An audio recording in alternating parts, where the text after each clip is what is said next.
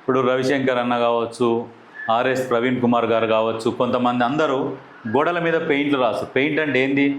కేసీఆర్ పేరు రాస్తారు వరంగల్ సభ కోసం.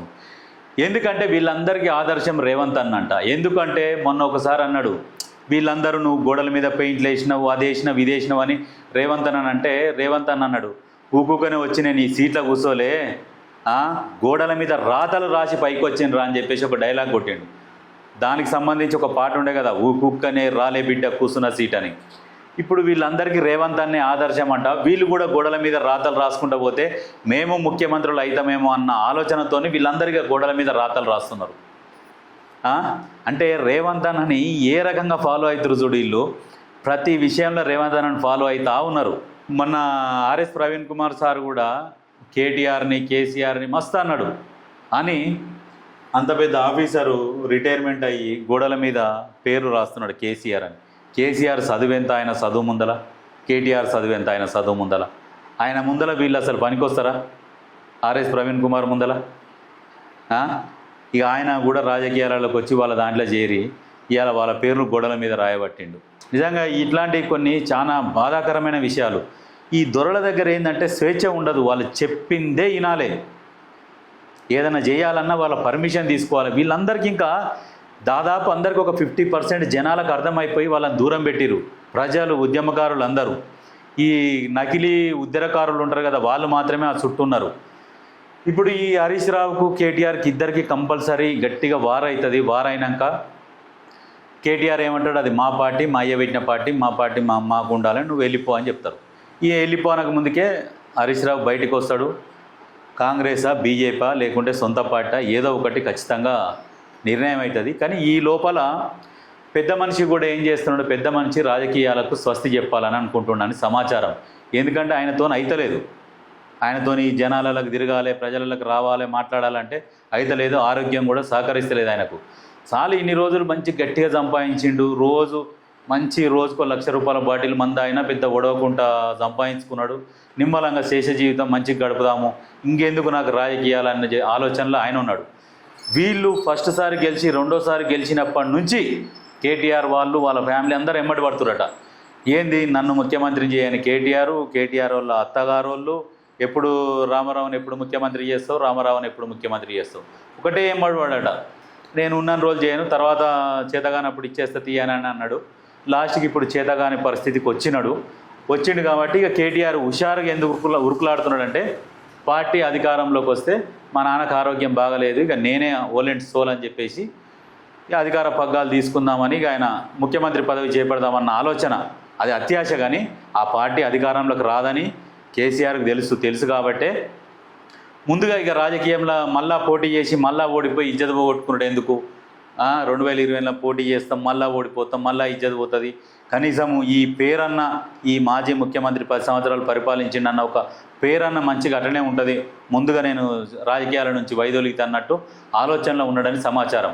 ఎందుకంటే ఇప్పుడు ఓన్లీ ఒక కేటీఆర్ ఉన్నాడు అనుకో, కేటీఆర్ ఈ రాజకీయాలు ఎగ్జాంపుల్ ఉదాహరణకు లగ్చర్లలో కూడా దొంగ రైతులను తీసుకొని వచ్చి ధర్నాలు చేపించి లొల్లి పెట్టించే అందులో బయటపడిపోయాడు. ఇప్పుడు హెచ్సిలో కూడా ఏఐ ద్వారా ఈ అన్ని వీడియోలు క్రియేట్ చేసి సోషల్ మీడియాలో స్ప్రెడ్ చేసిండు అని చెప్పేసి అనగానే కేసులు పెడుతున్నాం అనగానే మొత్తం తప్పించుకున్నాడా, పక్కకి వెళ్ళిపోయి ఏమంటాడు, మాకేం తెలుసు, మేము పెట్టినామా, విద్యార్థులు అప్లోడ్ చేసుకున్నట్టు మాకేం సంబంధం అని అంటుండు. అంటే ఎట్లా ఉంటుందంటే, మంచి జరిగితేనేమో కేటీఆర్ భుజాల మీద వేసుకుంటాడు, చెడు జరగగానే అవతల మీద నూపుతాడు. వాళ్ళ నైజం, వాళ్ళ తత్వమే అట్లా. మొన్న ఏమన్నారు, ఫోన్ ట్యాపింగ్ వ్యవహారంలో వాళ్ళు ప్రభాకర్ రావు వాళ్ళందరూ ఏం చెప్పారు, మాకు చీఫ్ ఆయన చెప్తేనే మేము చేసినామని చెప్పేసి వాళ్ళంటే మాకేం తెలుసు, ఎవడే ప్రభాకర్ రావు, వాళ్ళు ఎవరు, 100 మంది పోలీసు వాళ్ళు ఒకరు. ఈ రకంగా మాట్లాడిండు. ఎట్లా అంటే వెంటనే ఇట్లా ప్లేట్ తిప్పుతారు. వీళ్లకు వెన్నతో పెట్టిన విద్య ఇది అందరికీ అర్థమైతలేదు. ఇది తెలిసిన వాళ్ళు కనీసం వాళ్ళ నీడలకు కూడా పోరు. ఇది ఆలోచించుకోవాలి ఒకసారి. ఈ రకంగా ఇట్లాంటి రాజకీయాలు ఉన్నాయి. నిజంగా ప్రజలారా ఒక్కసారి ఆలోచించుకోరు. ఎందుకంటే మాకేమో ఇప్పుడు మీకు చెప్తే మాకేం వచ్చేది కాదు, కానీ వాస్తవాలు చెప్పుకుంటూ పోవాలి. వాళ్ళు చేసిన అరాచకాలు ఎట్లా ఉండే, ఏ రకంగా దోపిడీ చేసిరు తెలంగాణని. మొన్న ఎవరు కేంద్రం బీజేపీకి ఇప్పుడు కాంగ్రెస్కి కూడా పడదు కదా, పడకున్నా కానీ పార్లమెంట్లో ఇంత ధనిక రాష్ట్రమైన తెలంగాణ ఎందుకు అప్పుల పాలైపోయింది అని వాళ్ళే ఆశ్చర్యంలో మునిగిపోతురు. అంటే ఎన్ని అప్పులు చేసిండు, మొన్న అప్పులు చేసిండు కదా. అప్పులల్లో 2017 నుంచి 2019 నుంచి 24 వరకు 68,600 కోట్ల అప్పుకి ఇంకా దానికి లెక్కలు లేవు. ఖర్చు పెట్టేసారు, దేనికి ఖర్చు పెట్టిండో కూడా లెక్కలు లేవు. లాస్ట్ మూమెంట్లో 66,000 కోట్లు అవి కూడా మింగిరు. కాగా రిపోర్ట్ ఇచ్చింది కదా. ఇప్పుడు ఇవన్నీ జనాలకు అందరికీ తెలవాలి. ఎప్పుడు తెలుసుకుంటారు మీరు, ఎప్పుడు వాళ్ళని ప్రశ్నిస్తారు మీరు? ఎందుకంటే వాళ్ళని ఇంకొకసారి ప్రజలకి రానియొద్దు, ప్రజాప్రతినిధులుగా వాళ్ళని అసలు ఎన్నుకోవద్దు. ఎప్పుడైనా ఎక్కడైనా కుటుంబ పార్టీ ఉంటే వాడు చెప్పిందే వినాల్సి వస్తుంది. ఎవరైనా వేరే ఎమ్మెల్యేలు కావచ్చు, వేరే అందులో ఉన్న మంత్రులు కావచ్చు, ఎమ్మెల్యేలు కావచ్చు.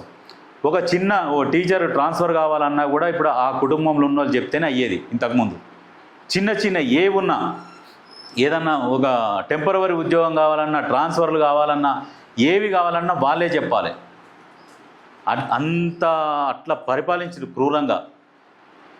ఎదురుగా కూడా 100 రూపాయలు తింటే సహించరు, వెనకంగా ఎన్నన్నా తినుకోర్రి, కానీ ఎదురుగా తినొద్దు. ఎప్పుడు కూడా ఎదురుగా చేతులు కట్టుకోవాలి, గులాంగిరి ఇవ్వాలి.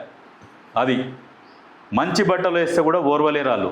నేను ఇంతకుముందు కూడా ఒక వీడియో చెప్పిన, మీకు నిజంగా ఎవరన్నా డైరెక్ట్ ఆయన టచ్ ఉంటే నేను చెప్పిన ఎవరి పేరు అయితేనో పోయి వాళ్ళ పిఏలను అడుగురు, చెప్తారు. బట్టలు మార్చుకొని పోతారు ఆయన దగ్గరికి, కేసీఆర్ దగ్గరికి పోతే. మంచి బట్టలు మంచి క్లాత్ వేసుకొని పోవాలంటే కూడా భయపడతారు. ఇట్లా ఒకసారి చూస్తారు వాళ్ళు, కథం దగ్గర కూడా రానియరు. ఈయన దగ్గర మీటింగ్ కూడా ఎట్లుంటుందంటే సరే ఎగ్జాంపుల్ ఇక్కడ మందు బాటిల్ ఉన్నది, అన్నీ ఒక 2,000 3,000 బాటిల్స్ ఉన్నాయి. ఇప్పుడు పెద్ద అయినప్పుడు 30,000 బాటిల్ ఏమో తాగుతాడు. ఇప్పుడు వచ్చిన వాళ్ళని ఒకవేళ అడిగిన అనుకో, ఏమయ్యా మీకు ఇది నడుస్తుందా అంటే, లేదు సార్ అదే పోయానని అనుకో, అది పోసాడట, అదే రోజు లాస్ట్ అవుతుందట. అట్లా ఉంటుంది లెక్క. అంటే ఉన్న సమాచారం అట్లా ఉన్నది. అందరూ అంటే అనుకుంటున్నారు సమాచారం మనకున్నది, చెప్తా ఉంటారు. ఇట్లా ఉంటుంది సార్ దగ్గర ఏమున్నా చేతులు కట్టుకొని ఉండాలి, పోస్తే తాగాలి, పెడితే తినాలి.